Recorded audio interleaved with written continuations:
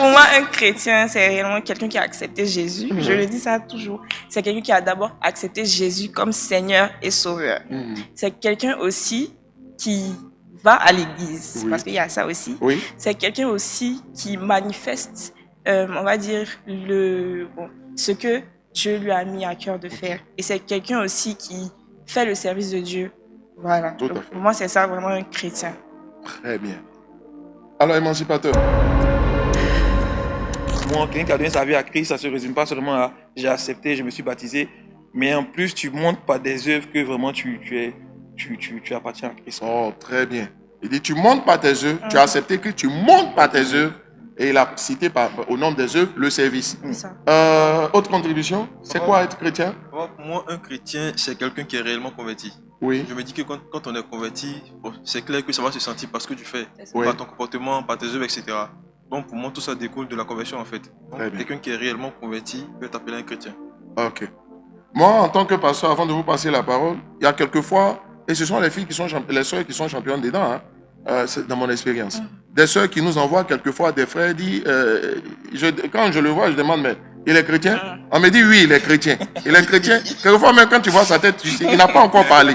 Mais l'atmosphère spirituelle qui c'est. Vous savez, quand vous voyez un moustique, même si vous ne l'avez pas vu, quand vous entendez son bruit, vous savez que c'est un moustique.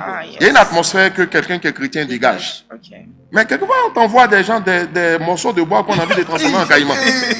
Tu vois, les soeurs sont fortes dans cette histoire de convert and take. Ça, c'est ma création. On veut te convertir pour te prendre. Dis-moi, Nova, qu'est-ce que tu penses là-dessus? Alors, je suis parfaitement d'accord.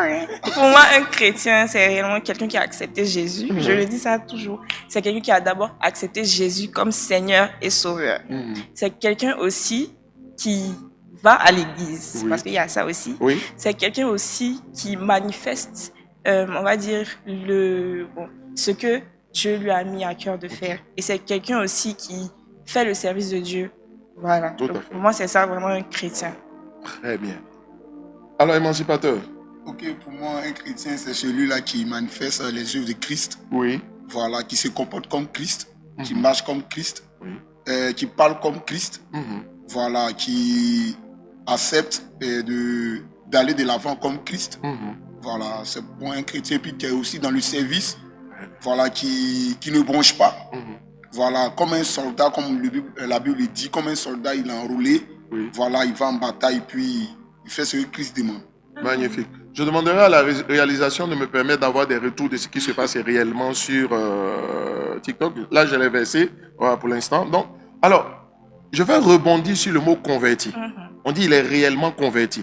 Pour vous, il doit être converti dans quel domaine? Parce que si on est converti, je crois que ton langage doit être converti. C'est ça. Ta tenue vestimentaire doit être convertie. Tes actes doivent être convertis. Tu vois, et donc c'est un peu ça. Pour vous, c'est quoi un langage converti?